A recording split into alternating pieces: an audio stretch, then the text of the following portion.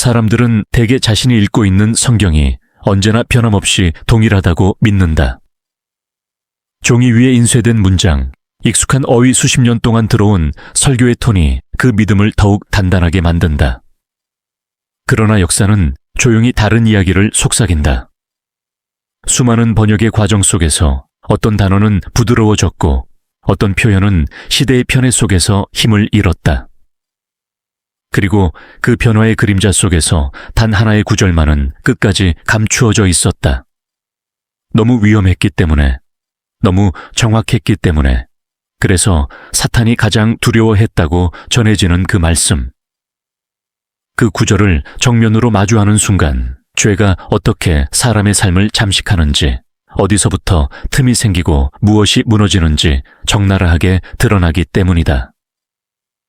경북 안동의 작은 주택가에 사는 이명희 권사님은 그 사실을 이르니 넘어서야 깨달았다. 그녀의 신앙 연수는 짧지 않았다. 35년. 그 시간 동안 그녀는 매일같이 같은 벽 앞에 섰다. 새벽마다 교회 문을 열고 들어가 무릎을 꿇었고 성경은 닳도록 읽었다. 금식도 했고 눈물의 기도도 수없이 올렸다.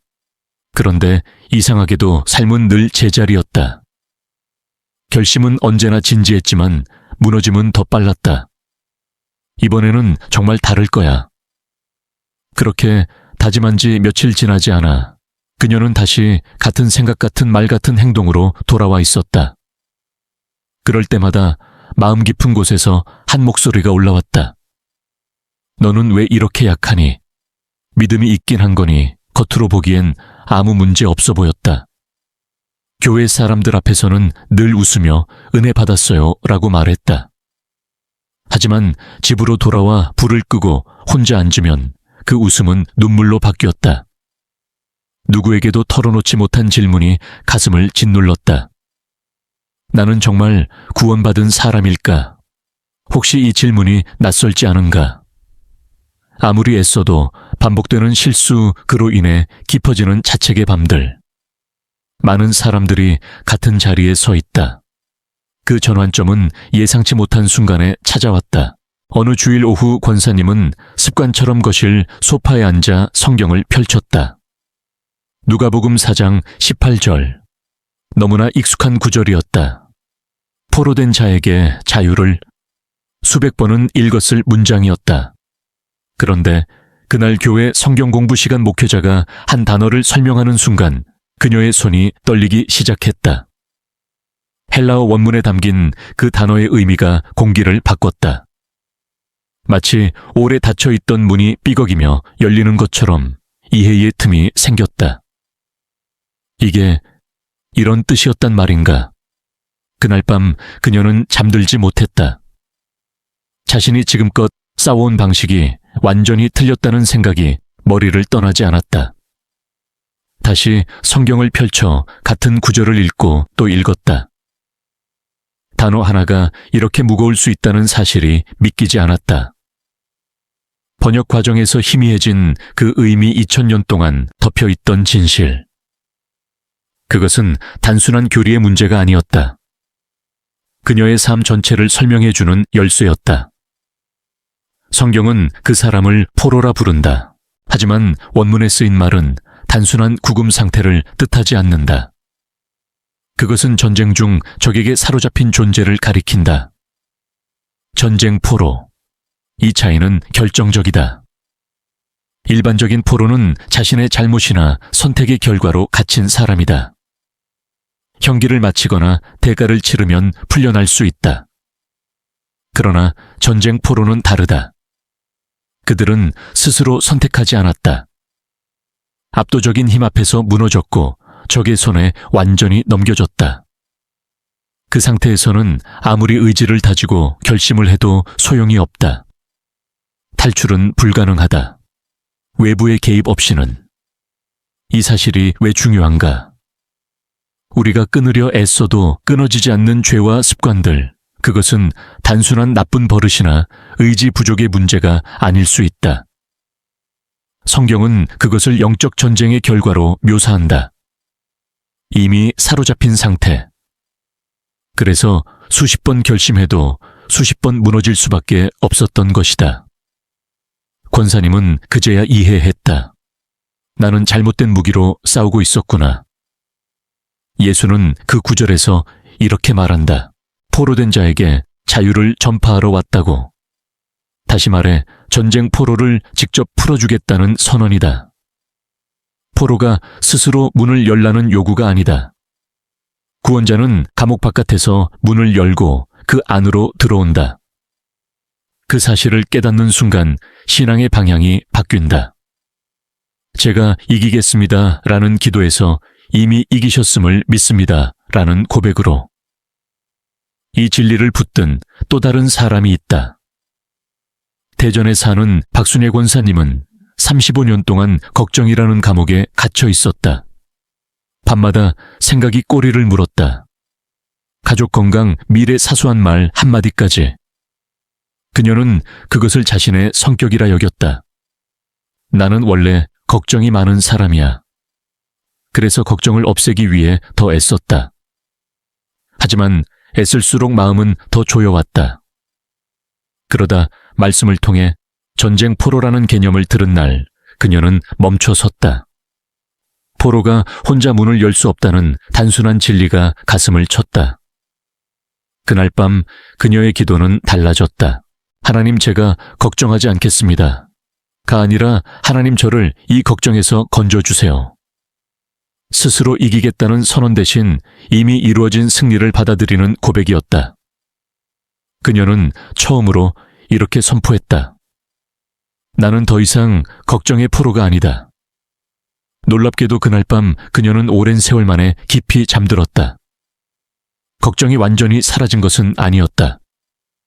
하지만 위치가 바뀌었다. 더 이상 왕처럼 군림하지 못했다. 이것이 첫 번째 비밀이다. 우리는 스스로 빠져나올 수 없는 전쟁 포로였다. 그러나 문은 이미 열려 있다. 필요한 것은 새로운 결심이 아니라 열린 문을 나오는 믿음이다. 혹시 지금도 같은 싸움을 반복하고 있는가? 의지로, 다짐으로, 자기 책망으로. 그렇다면 이 진실을 기억해야 한다. 싸움의 방식이 틀렸을 뿐 당신이 약해서가 아니다.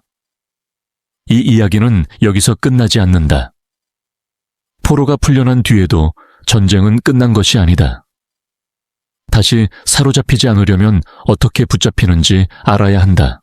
죄는 언제나 무작정 덮쳐오지 않는다. 아주 조용한 통로를 통해 들어온다. 그것은 바로 시선이다.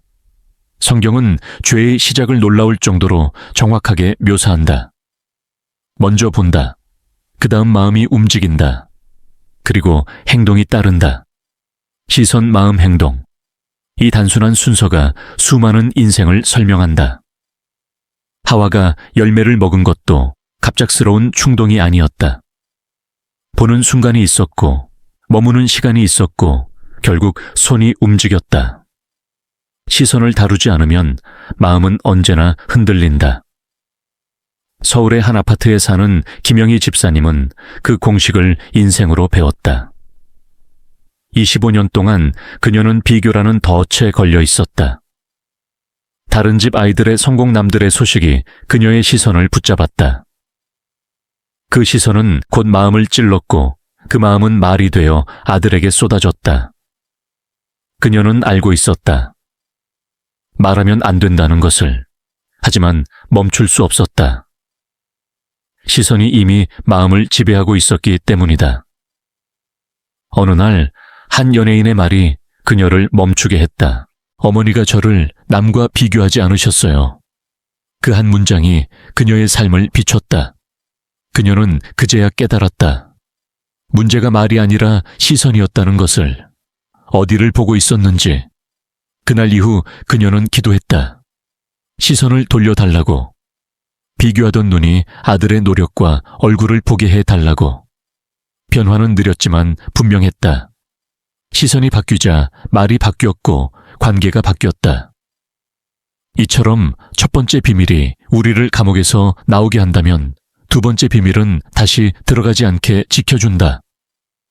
싸움은 마음속 깊은 곳에서 시작되지 않는다. 아주 사소한 바라봄에서 시작된다. 오늘 당신의 시선은 어디를 향하고 있는가? 시선을 돌리는 일이 말처럼 쉬웠다면 인생의 많은 문제는 이미 끝났을 것이다. 그러나 현실은 다르다.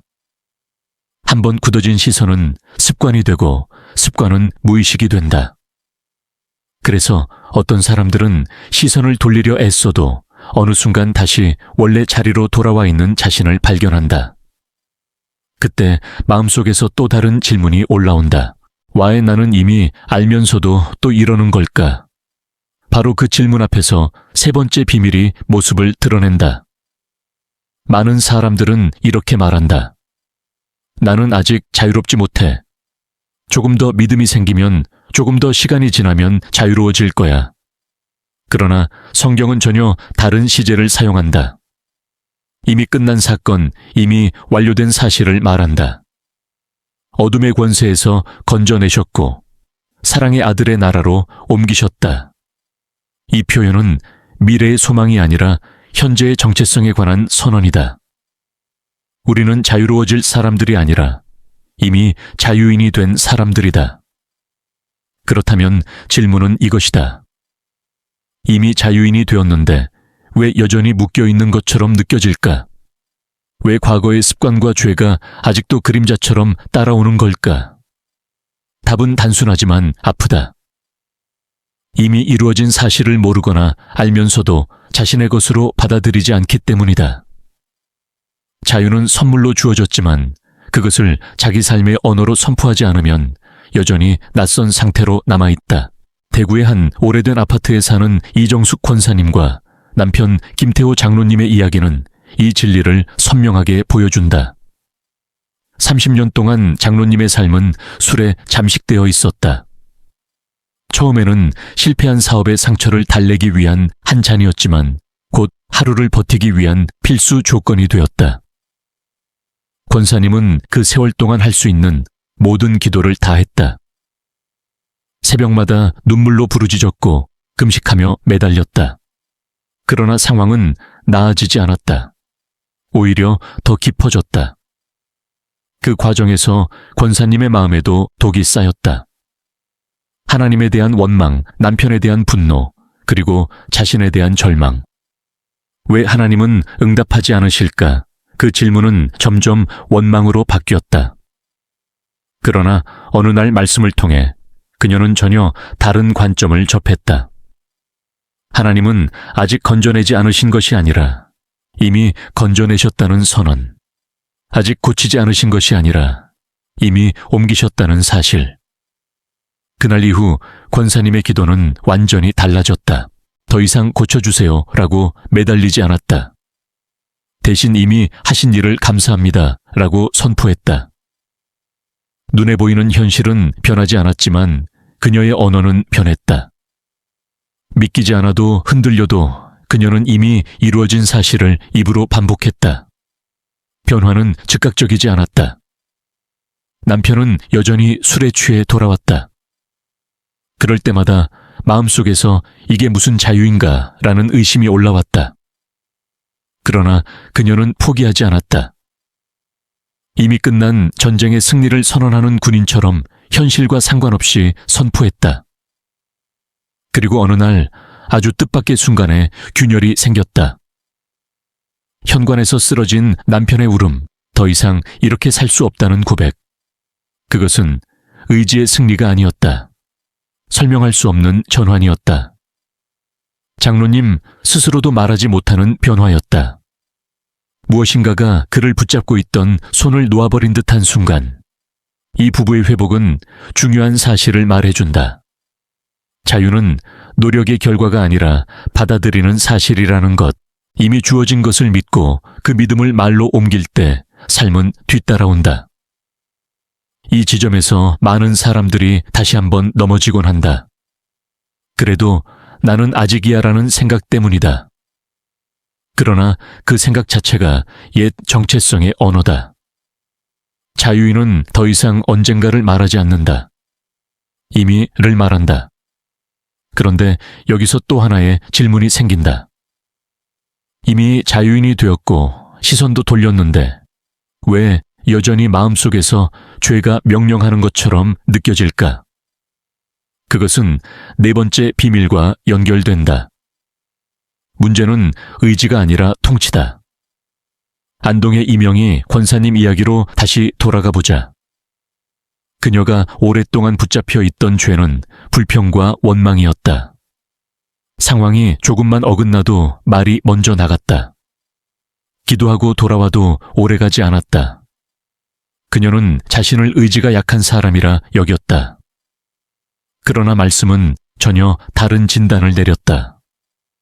죄가 주장한다는 표현, 그것은 통치한다는 뜻이다. 왕처럼 다스린다는 의미다. 다시 말해, 문제는 행동이 아니라 왕좌였다. 사람은 언제나 어떤 통치 아래 산다. 두려움이 왕이 될 수도 있고 분노가 왕이 될 수도 있다. 그 왕이 바뀌지 않는 한 법은 바뀌지 않는다. 이명희 권사님은 35년 동안 같은 왕 아래서 싸우고 있었다. 불평이라는 왕이 마음의 중심에 앉아 있었고 그녀는 그 왕의 명령에 반항하려 애썼다. 그러나 반항은 오래가지 않는다. 통치자가 그대로인 한 결국 다시 끌려간다. 그날 이후 그녀의 기도는 또 한 번 바뀌었다. 불평하지 않게 해주세요가 아니라 제 마음의 왕좌에 예수님이 앉으시게 해주세요. 의지를 강화해달라는 요청이 아니라 통치의 이전을 요청한 것이다. 그녀는 매일 아침 이렇게 선포했다. 나는 더 이상 죄 아래 있지 않다. 은혜 아래 있다. 이 선포는 마술 같은 주문이 아니었다. 왕을 확인하는 선언이었다.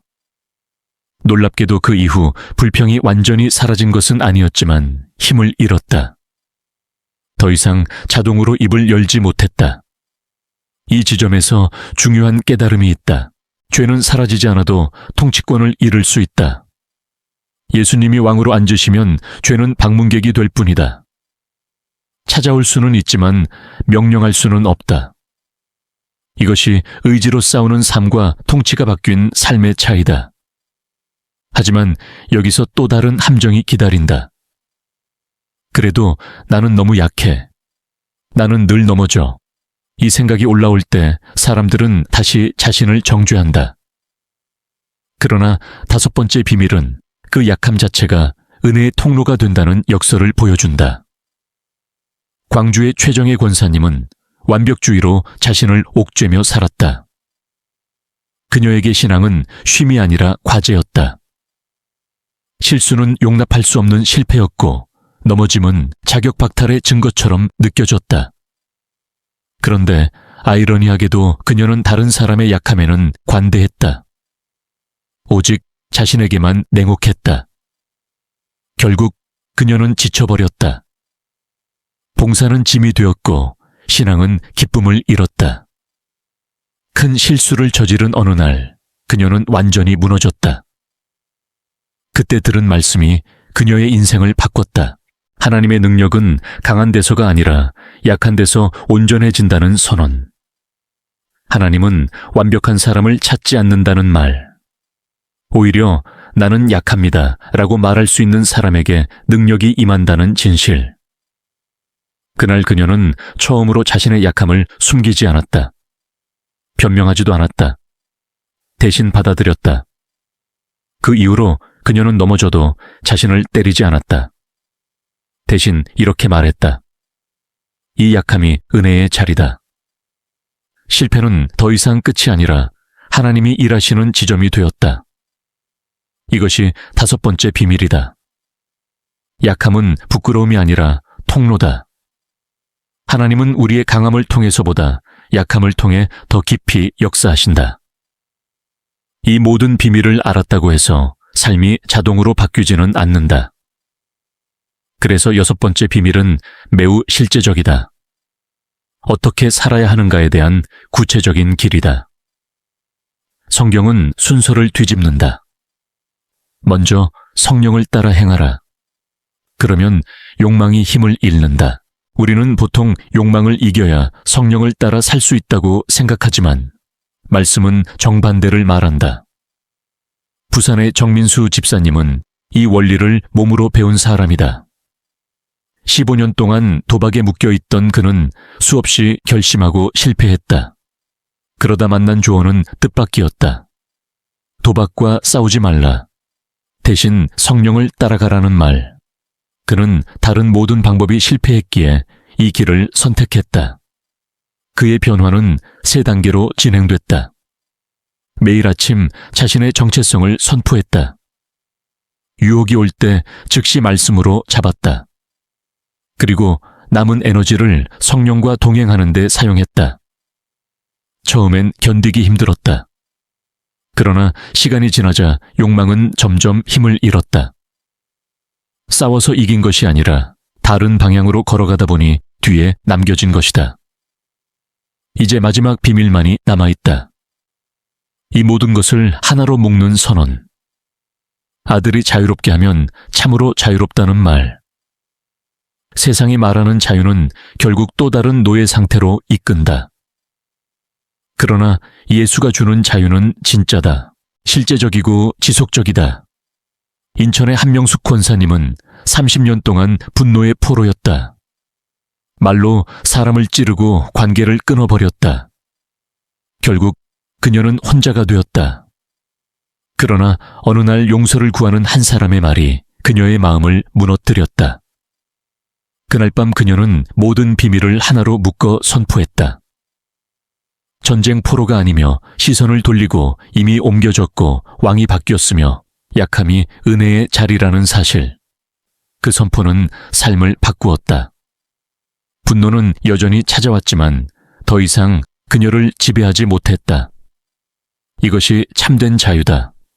하고 싶은 대로 사는 자유가 아니라 끌려다니지 않는 자유. 오늘 이 자유가 당신의 것이 되기를 바란다. 자유라는 단어는 너무 많이 사용되어서 그 무게를 잃어버린 것처럼 보인다. 사람들은 자유를 말하면서도 여전히 무언가에 끌려다닌다. 감정의 과거에 타인의 시선에 반복되는 생각에. 그래서 어떤 이들은 이렇게 말한다. 자유는 좋은 말이지만 내 삶과는 거리가 멀다. 그러나 지금까지 우리가 함께 걸어온 이 이야기는 한 가지를 분명히 말해준다. 자유는 감정이 아니라 사실이며 느낌이 아니라 위치라는 것. 이미 옮겨진 자리에서 사느냐, 여전히 옛자리에 머물러 있느냐의 문제다. 많은 사람들이 여기에서 다시 흔들린다. 그래도 현실은 안 변했잖아요. 여전히 문제는 그대로인데요. 그 질문은 정직하다. 그러나 그 질문 안에는 한 가지 전제가 숨어 있다. 현실이 먼저 바뀌어야 내가 바뀔 수 있다는 생각이다. 성경은 그 순서를 다시 뒤집는다. 내가 어디에 속해 있는지를 먼저 받아들이고 그 자리에서 현실을 바라보라고 말한다. 이것이 신앙의 가장 불편하면서도 강력한 역설이다. 자유인으로 산다는 것은 문제가 없다는 뜻이 아니다. 유혹이 사라진다는 뜻도 아니다. 오히려 자유인에게도 유혹은 온다. 다만 결정적인 차이는 이것이다. 더 이상 자동으로 반응하지 않는다는 것.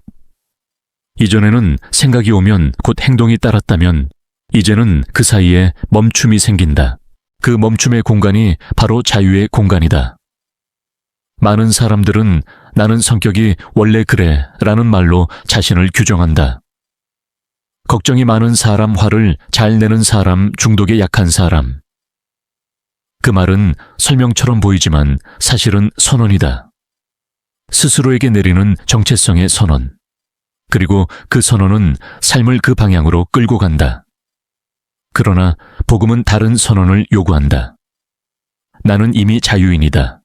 이 말은 느낌을 부정하는 말이 아니다. 다만 느낌보다 더 깊은 층위의 진실을 선택하는 고백이다. 여기에서 중요한 것은 반복이다. 한 번의 깨달음으로 모든 것이 바뀌지 않는다.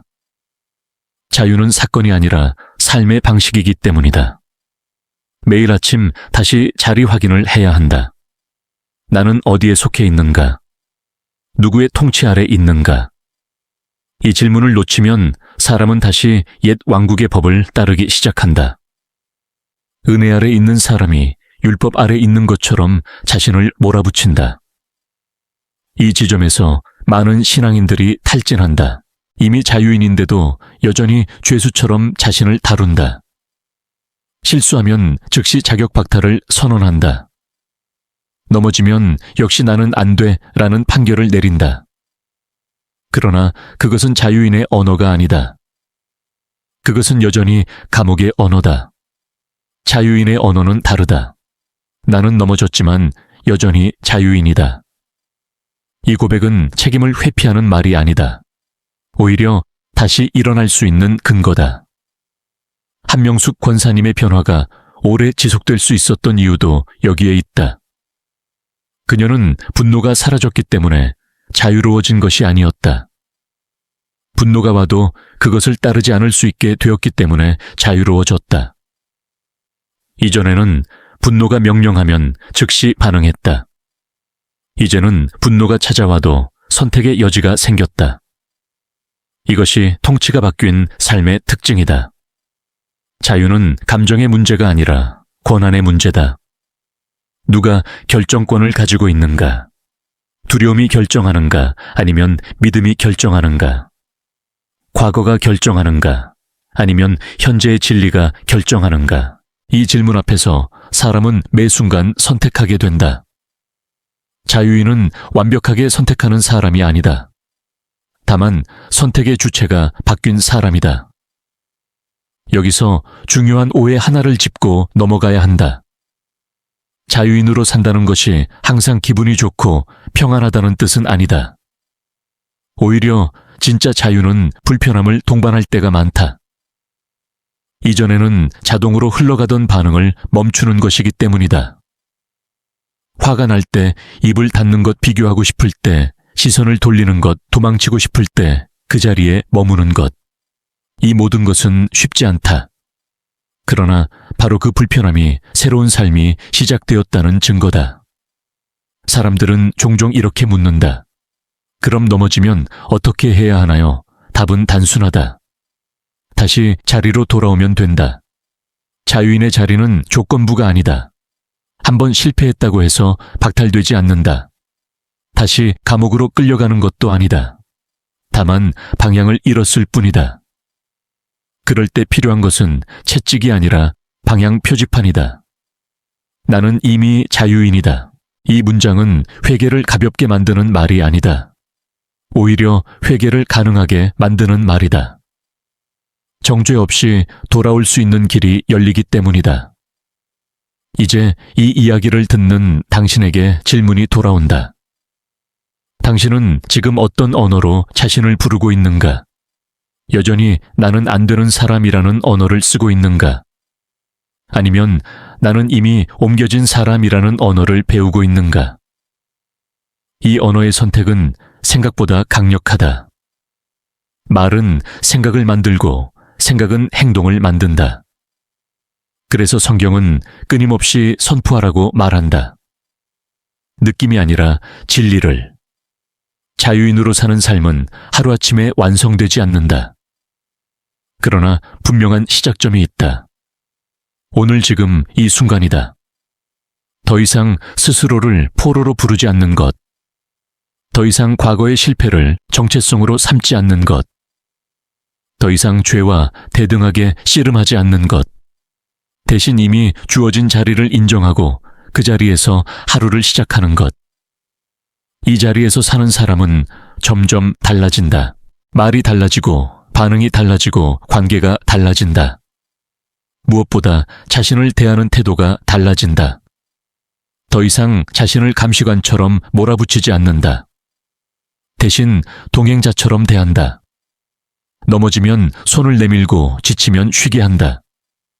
이것은 나약함이 아니라 은혜 아래 사는 삶의 태도다. 이제 우리는 거의 끝에 다다랐다. 마지막으로 기억해야 할 것은 이것이다. 자유는 유지해야 할 성과가 아니라 누려야 할 관계라는 것. 예수는 자유를 규칙으로 주지 않았다. 관계로 주었다.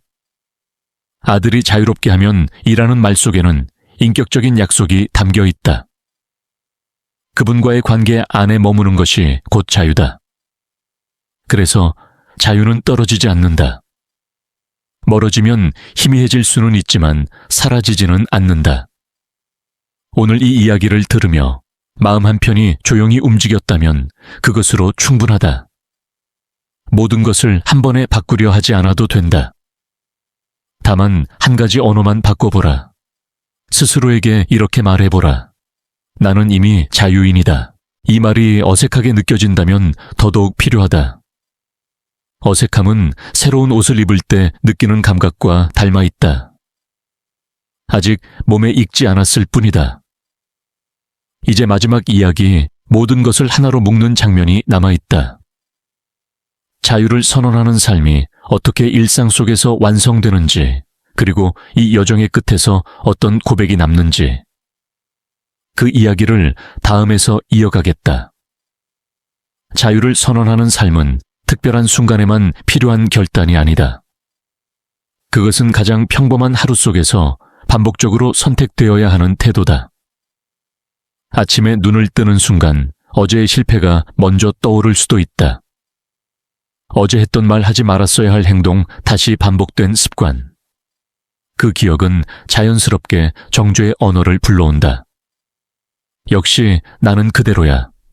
그러나 바로 그 순간이 자유인이 옛 언어로 돌아갈 것인지 새로운 언어를 선택할 것인지 결정하는 갈림길이다. 자유인으로 사는 사람은 이 질문을 다르게 던진다. 나는 왜 또 이랬을까가 아니라 이 순간에도 나는 어디에 속해 있는가? 문제의 원인을 파헤치기 전에 자신의 위치를 먼저 확인한다. 여전히 감옥 안에 있는가? 아니면 문 밖에 서 있는가? 이 질문은 감정을 무시하라는 뜻이 아니다. 다만 감정이 왕좌에 앉지 못하게 하는 선택이다. 많은 사람들이 신앙 안에서 좌절하는 이유는 자신이 이미 다른 나라로 옮겨졌다는 사실을 잊어버리기 때문이다. 그래서 여전히 예법으로 자신을 재판한다. 은혜의 나라에 살면서도 율법의 법정을 열어 스스로를 유죄로 판결한다. 그러나 은혜의 나라는 다르게 작동한다. 거기서는 실패가 곧 추방을 의미하지 않는다. 오히려 실패의 순간이 더 깊이 은혜를 경험하는 통로가 된다. 이 차이를 이해하지 못하면 사람은 계속해서 두 가지 삶을 동시에 살게 된다. 입으로는 자유를 말하지만 마음으로는 여전히 포로처럼 반응한다. 그러다 보면 결국 지치게 된다. 아는 것과 사는 것이 너무 다르다는 고백이 나온다. 그러나 문제는 진리를 몰라서가 아니라 진리를 자신의 언어로 반복하지 않기 때문이다. 자유는 기억해야 유지된다. 있는 순간 사람은 다시 자동 반응의 삶으로 돌아간다. 그래서 성경은 반복을 강조한다. 선포하라, 기억하라, 붙들라. 이것은 종교적인 습관을 만들기 위한 명령이 아니다. 인간의 마음이 얼마나 쉽게 옛자리로 돌아가는지를 알기 때문에 주어진 처방이다. 여기서 중요한 것은 완벽한 실천이 아니다. 꾸준한 방향이다. 하루를 자유인의 언어로 시작했다가 중간에 옛 언어로 돌아갈 수도 있다. 중요한 것은 그 사실을 깨닫는 순간 다시 돌아올 수 있느냐는 것이다. 감옥으로 되돌아간 것이 아니라 잠시 방향을 잃었을 뿐이라는 인식. 이 인식이 사람을 살린다. 정민수 집사님이 회복의 길을 걸으며 가장 많이 했던 고백도 이것이었다. 나는 다시 돌아온 게 아니라 잠깐 흔들렸을 뿐이다. 이 고백은 그를 다시 일으켜 세웠다. 만약 그가 매번 흔들릴 때마다 나는 역시 중독자야 라고 결론 내렸다면 그는 다시 도박장으로 돌아갔을 것이다. 그러나 그는 자신을 이미 옮겨진 사람으로 불렀다. 그 언어가 행동의 방향을 바꿨다. 자유인의 삶에는 또 하나의 특징이 있다. 혼자 싸우지 않는다는 것이다. 포로의 삶은 언제나 고립되어 있다. 죄는 사람을 혼자 있게 만든다. 부끄러움은 숨게 하고 정죄는 입을 닫게 한다. 그러나 자유인은 다르다. 자신의 연약함을 드러낼 수 있다. 왜냐하면 연약함이 더 이상 신분을 위협하지 않기 때문이다.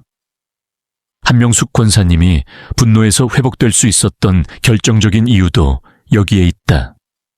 그녀는 더 이상 자신의 분노를 숨기지 않았다. 대신 그것을 빛 가운데로 가져왔다. 내게 아직 분노가 올라옵니다. 이 고백은 실패 선언이 아니라 자유인의 솔직함이었다. 그리고 그 솔직함 위에 변화가 자랐다. 자유는 공동체 안에서 더 단단해진다. 서로에게 같은 언어를 사용하기 때문이다. 왜 또 그랬어가 아니라 다시 자리로 돌아오자. 이 언어는 사람을 살린다. 정죄가 아닌 초대의 언어다. 그래서 진짜 회복이 일어난다. 이제 마지막으로 꼭 짚고 넘어가야 할 것이 있다. 자유인으로 산다는 것은 더 이상 죄를 심각하게 보지 않는다는 뜻이 아니다. 오히려 그 반대다. 죄를 더 정확하게 본다. 죄를 나의 본질이 아니라 나를 속이려는 침입자로 본다. 그래서 죄를 과대평가하지도 과소평가하지도 않는다. 두려워하지도 무시하지도 않는다. 단지 그 자리를 주지 않는다. 이 관점이 바뀌면 삶의 긴장이 달라진다. 이전에는 지면 끝이라는 두려움 속에서 살았다면 이제는 넘어져도 돌아올 곳이 있다는 안정감 속에서 산다. 이 안정감이 사람을 강하게 만든다. 역설적으로 은혜를 아는 사람이 더 단단해진다. 두려움이 아닌 사랑이 동기가 되기 때문이다. 이 모든 이야기는 결국 하나의 질문으로 수렴된다. 나는 오늘 누구로 살 것인가? 포로로 살 것인가? 자유인으로 살 것인가? 이 질문은 감정 상태를 묻지 않는다. 결단을 묻는다. 그리고 이 결단은 거창한 행동이 아니라 아주 작은 선택에서 드러난다. 오늘 어떤 말을 자신에게 할 것인가? 오늘 어떤 시선을 선택할 것인가? 오늘 어떤 통치 아래 머물 것인가? 자유인의 삶은 화려하지 않을 수 있다. 여전히 평범한 일상이고 여전히 반복되는 과제가 있다. 그러나 결정적인 차이가 있다. 더 이상 끌려다니지 않는다. 선택할 수 있다. 멈출 수 있다. 돌아올 수 있다. 이것이 참된 자유다. 이제 마지막 고백만이 남아있다. 모든 비밀을 지나 모든 이야기를 통과한 후에 남는 한 문장. 이 문장이 삶을 붙든다. 이 문장이 다시 시작하게 만든다. 그 고백과 함께 이 여정을 마무리하겠다. 마지막에 남는 것은 설명이 아니라 고백이다. 수많은 이야기와 깨달음 눈물과 결단을 지나고 나면 결국 사람의 입에서 흘러나오는 한 문장이 삶을 붙든다. 그 문장은 복잡하지 않다. 오히려 너무 단순해서 그동안 붙잡지 못했을 뿐이다. 나는 이제 자유인이다. 이 고백은 감정의 상태를 묘사하는 말이 아니다. 오늘 하루가 얼마나 잘 흘러갔는지에 대한 평가도 아니다. 이것은 정체성의 선언이다.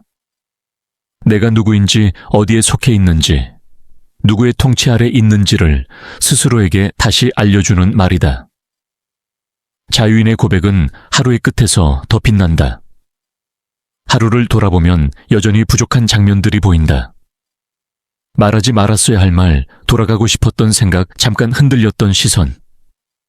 그 장면들 앞에서 사람은 두 갈래 길에 선다. 다시 옛 언어로 돌아갈 것인가? 아니면 새로운 언어를 선택할 것인가? 포로의 언어는 이렇게 말한다. 봐라, 역시 너는 안 돼. 그러나 자유인의 언어는 다르게 말한다. 그래도 나는 자유인이다. 나는 다시 자리로 돌아온다. 이 차이는 삶을 전혀 다른 방향으로 이끈다. 전자는 자책으로 끝나지만 후자는 회복으로 이어진다. 전자는 점점 숨게 만들지만 후자는 다시 빛으로 나오게 만든다. 그래서 자유인의 삶은 실패가 없는 삶이 아니라 돌아오는 길이 분명한 삶이다. 이 지점에서 많은 사람들이 두려워한다. 이렇게 말하면 죄를 가볍게 여기는 것 아닌가요? 그러나 진실은 그 반대다. 자유를 아는 사람은 죄를 더 깊이 이해한다. 왜냐하면 죄가 자신의 본질이 아니라는 것을 알기 때문이다. 죄는 정체성이 아니라 침입자다. 그래서 죄를 나 자신과 동일시하지 않는다. 동일시하지 않기 때문에 더 이상 숨길 필요도 없다. 숨기지 않기 때문에 빛 가운데로 가져올 수 있다. 그리고 빛 가운데 놓인 것은 힘을 잃는다. 예수께서 말씀하신 참으로 자유롭다는 표현에는 중요한 뉘앙스가 담겨 있다. 그것은 일시적인 해방이 아니라 실제적인 상태를 말한다. 진짜 자유는 외부 환경이 완벽해졌을 때 주어지는 보상이 아니다. 그것은 상황 한가운데서도 흔들리지 않는 중심이다. 비가 와도 바람이 불어도 뿌리가 뽑히지 않는 나무처럼 사는 것. 이것이 참된 자유다. 한명숙 권사님이 가족 앞에서 성경을 펴고 그 구절을 읽던 장면은 자유가 무엇인지 잘 보여준다. 그녀의 삶은 완벽해진 것이 아니었다. 그러나 더 이상 과거에 끌려다니지 않았다. 분노가 다시 고개를 들 때도 있었지만 그때마다 그녀는 멈추었다. 그리고 자신에게 말했다. 나는 더 이상 그 감정의 노예가 아니다. 이 한 문장이 그녀의 입술을 붙들었고 관계를 지켰고 삶의 방향을 바꾸었다. 자유는 이렇게 작동한다. 거대한 사건보다 작은 멈춤에서 드러난다. 말이 나오기 직전의 침묵 시선이 흔들릴 때의 선택, 포기하고 싶을 때의 한 걸음. 이 작은 선택들이 쌓여 어느 날 돌아보면 전혀 다른 자리에 서 있는 자신을 발견하게 된다. 이것이 자유의 여정이다. 이제 이 이야기를 듣고 있는 당신에게 마지막으로 묻고 싶다. 오늘 하루 어떤 언어로 자신을 대하고 싶은가?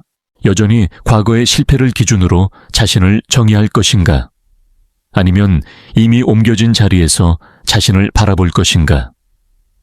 이 선택은 아무도 대신해 줄 수 없다. 그러나 한 가지는 분명하다. 당신은 이미 초대받았다. 자유인의 자리로. 그 자리는 특별한 사람만 앉을 수 있는 자리가 아니다. 더 잘 믿는 사람, 더 오래 신앙생활 한 사람을 위한 자리가 아니다. 그 자리는 스스로 약함을 인정하는 사람을 위한 자리다. 나는 혼자서는 안 됩니다. 라고 말할 수 있는 사람. 그래서 은혜를 필요로 하는 사람을 위한 자리다. 아이러니하게도 그 자리가 가장 안전한 자리다. 더 이상 스스로를 지키느라 애쓰지 않아도 되는 자리이기 때문이다. 이제 이 긴 여정을 마치며 하나의 통합된 고백으로 당신을 초대하고 싶다. 이 고백은 주문이 아니다. 반복하면 자동으로 변하는 마법의 문장도 아니다. 그러나 이 고백은 방향을 잡아준다. 다시 길을 잃었을 때 돌아올 기준점이 되어준다. 나는 전쟁 프로가 아니었다. 나는 이미 풀려났다. 나의 시선은 더 이상 나를 지배하지 못한다. 나는 이미 옮겨졌다. 내 마음의 왕은 두려움도 분노도 죄도 아니다. 예수 그리스도다. 나는 약하지만 그 약함은 은혜의 자리다. 나는 죄와 싸우느라 살지 않는다. 나는 성령을 따라 걷는다. 아들이 나를 자유롭게 하셨다. 그러므로 나는 참으로 자유롭다. 이 고백을 오늘 하루의 마지막에 그리고 내일 아침의 시작에 조용히 읊조려보라. 크게 말하지 않아도 된다. 다른 사람이 들을 필요도 없다. 다만 스스로에게 들리면 충분하다. 이 고백이 당신의 하루를 지탱하는 뿌리가 될 것이다. 그리고 기억하라. 자유인의 삶은 혼자 걷는 길이 아니다. 넘어지면 다시 손을 내밀어 주시는 분이 함께 걷고 계신다. 길을 잃으면 방향을 다시 알려주시는 분이 앞서 가신다. 그래서 이 길은 두렵지 않다. 느릴 수는 있어도 결코 막히지 않는다. 오늘부터 완벽하게 살겠다는 결심을 하지 않아도 된다. 다만 오늘부터 자유인으로 살겠다는 선택만 하면 된다. 이 선택은 하루에 한 번이면 충분하다. 때로는 하루에 여러 번 필요할 수도 있다. 그러나 그때마다 다시 말하면 된다. 나는 이미 자유인이다. 이 고백이 당신의 언어가 될 때 당신의 삶은 조금씩 그러나 분명히 달라질 것이다. 더 이상 끌려다니지 않는 삶, 선택할 수 있는 삶, 돌아올 수 있는 삶. 이것이 예수께서 약속하신 참된 자유다. 그리고 이 자유는 지금 여기에서 시작된다.